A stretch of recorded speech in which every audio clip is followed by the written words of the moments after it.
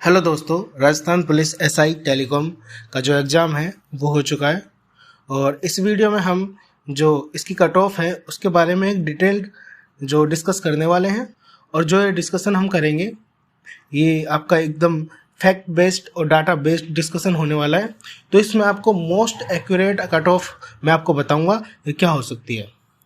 तो जैसा कि आपको पता है, जो आपका एग्ज़ाम है वो 9 नवंबर को हुआ था, जिसमें 2 पेपर थे 200-200 मार्क्स के, एक हिंदी का और दूसरा जीएस टेलीकॉम का।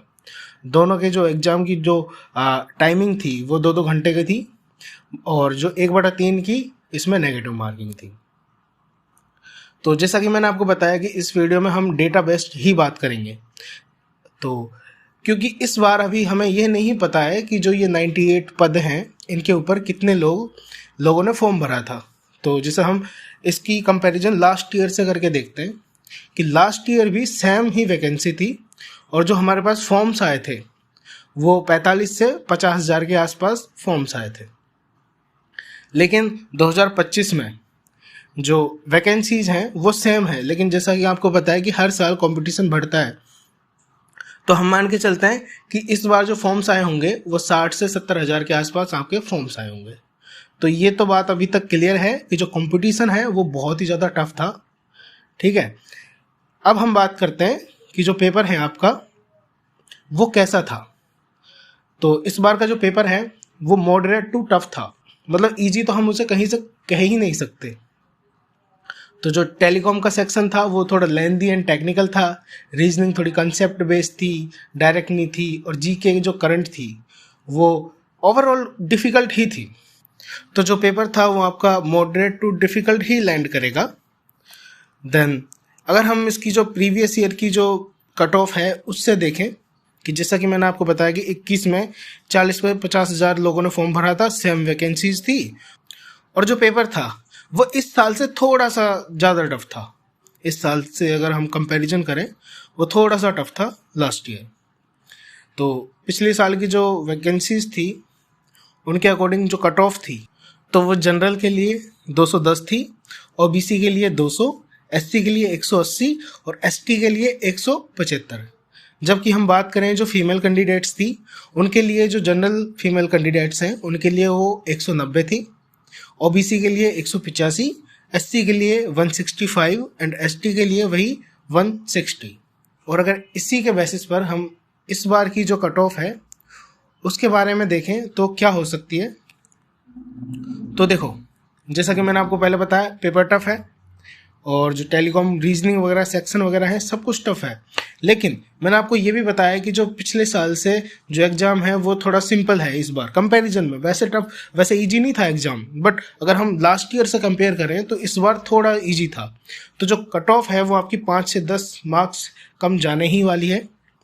तो अगर एक सेफ स्कोर मैं आपको बताऊं तो आप 210 हैं इस बार भी। अगर आप 210 हैं या उससे ज़्यादा हैं और आप जनरल कैंडिडेट हैं तो आप अपने डॉक्यूमेंट्स रेडी रखिए। आप पीटी के लिए फिजिकल जो टेस्ट है उसके लिए जा रहे हैं, ठीक है। लेकिन फिर भी मैं अगर एक कैटेगरी वाइज एक रेंज की बात करूं कि कहाँ आप अपने आप को सेफ मान सकते हैं, तो जैसा कि मैंने आपको बताया था जनरल में आप 210 के आसपास हैं तो आप सेफ हैं।